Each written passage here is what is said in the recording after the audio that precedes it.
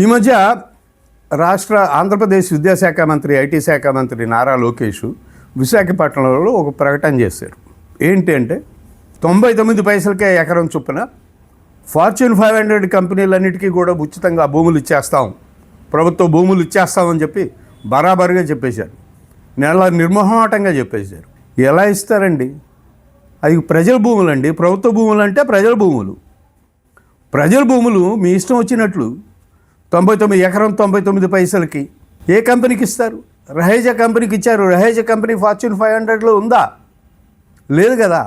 ఇట్లా మీ ఇష్టం వచ్చినట్టుగా భూములు పందారం చేస్తూ ఉంటే ప్రజలు చూస్తూ కూర్చోవాలా? మీకు అధికారం ఇచ్చింది ప్రభుత్వ ఆస్తుల్ని ప్రైవేటు వాళ్ళకు ఒప్పచెప్పడం కోసమా? మీకు అధికారం ఇచ్చింది ప్రజలు మిమ్మల్ని గెలిపించేందుకు మీరు సంపద సృష్టిస్తారు అని, సంపదలు సృష్టిస్తామని హామీ ఇచ్చారు కాబట్టి దానికోసం ప్రజలు మిమ్మల్ని గెలిపించారు. అంతేగాని ఉన్న సంపదను ప్రైవేటు వ్యక్తులకు దోచిపెట్టడానికి కాదు. పైగా 99 పైసలకి ఎకరం 99 పైసలకి ఎక్కడున్నాయండి? ఎక్కడ ఆ రేట్లు ఎక్కడ ఉంది? హెరిటేజ్ భూములు ఇస్తారా? లేకపోతే మీరు సొంతగా నారా కుటుంబం సంపాదించుకున్నటువంటి భూములు ఏమైనా ఇస్తారా? ఇచ్చుకోండి. అవి ప్రజల భూములు ఎందుకు ఇస్తున్నారు? ప్రైవేట్ కంపెనీలు రావాల్సిందే, పెట్టుబడులు రావాల్సిందే, అందులో అనుమానం లేదు. కానీ మరీ 99 పైసలు ఎకరం ఎంత దారుణం ఇది! ఇవ్వండి, కొన్ని పన్ను రాయితీలు ఇస్తారు కదా. ఎలాగో కంపెనీలకు వచ్చే పెట్టుబడులు పెట్టే కంపెనీలకు పన్ను రాయితీలు ఇస్తారు, విద్యుత్ రాయితీలు ఇస్తారు, రోడ్లు వేపిస్తారు, ఇన్ఫ్రాస్ట్రక్చర్ ఇస్తారు. అవి చేసుకోండి. కానీ భూములు ఎందుకు? ఎకరం 99 పైసలకి మార్కెట్ రేట్లు కట్టి మార్కెట్ రేట్లో సగానికన్నా కనీసంగా ఇవ్వండి. ఎకరం 10 లక్షలు 20 లక్షలు ఉంటే మీరు 5 లక్షలకు 6 లక్షలకు ఇవ్వండి, లేకపోతే 7-8 లక్షలకు ఇవ్వండి. ప్రభుత్వానికి ఆదాయం వస్తుంది కదా. భూముల యాజమాన్యం ప్రైవేట్ వాళ్ళకి చెల్లిపోతుంది.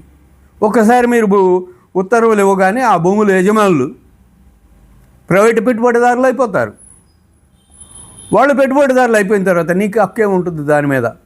కాబట్టి ఎంతో కొంత రేటు కట్టి మార్కెట్ వాల్యూలు సగం రేటు కట్టి ఇస్తే మంచిది. కానీ 99 పైసలకే ఇస్తా, పావలాకే ఇస్తా, 5 పైసలకే ఇస్తా, 10 పైసలకే ఇస్తా, రాష్ట్ర వ్యాప్తంగా ఉన్న ప్రభుత్వ భూములన్నీ ప్రైవేటు వాళ్ళకి ఇచ్చేస్తా, అవసరమైతే రైతుల దగ్గర నుంచి లాక్కుని మరీ ఇస్తా, ఇవి మంచి పద్ధతులు కాదు.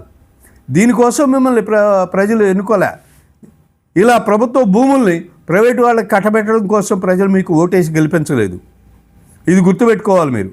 రాష్ట్ర వ్యాప్తంగా ఉన్న ప్రభుత్వ భూములన్నింటినీ కూడా మీరు ఇలా పందేరాలు చేస్తూ ఉంటే ప్రజలు చూస్తూ కూర్చోవాలా? ప్రజల ఆస్తులు కదా ఇవి. ప్రభుత్వ ఆస్తులు అంటే ప్రజల ఆస్తులు. ప్రజలు ఎందుకు చూస్తూ కూర్చోవాలి? తిరగబడరా? 99 పైసలకి ఎకరం ఎక్కడుంది? ఎక్కడైనా ఉంది అసలు రేటు? ఎందుకు ఇలాంటి పనులు చేస్తున్నారు? పైగా మంత్రి లోకేష్ గారు ఆయనే ముఖ్యమంత్రిలాగా మేము ఇచ్చేస్తాం, బరాబర్ ఇచ్చేస్తాం అని చాలా కరాఖండిగా చెప్పారు. చాలా ఆశ్చర్యం వేసింది. ఆయన ఫేషియల్ ఎక్స్ప్రెషన్స్ చూస్తే, ఆ ప్రకటన చూస్తున్నప్పుడు చాలా ఆశ్చర్యం వేసింది నాకు. ఇంతగా ఎలా చెప్పగలుగుతున్నాడు? ఎవరిచ్చారు ఈ అధికారం? ఎవరిచ్చారు ఈ ధైర్యం? ఎందువల్ల ప్రజల ఆస్తుల్ని ఇలా ప్రైవేట్ వాళ్ళకి కారు చౌకగా ఇచ్చేస్తున్నారు అని ఆశ్చర్యపోయా. సో ఈ ప్రభుత్వం, కూటమి ప్రభుత్వం, ఆంధ్రప్రదేశ్లో కూటమి ప్రభుత్వం తెలుసుకోవాల్సిన అంశం ఉంది.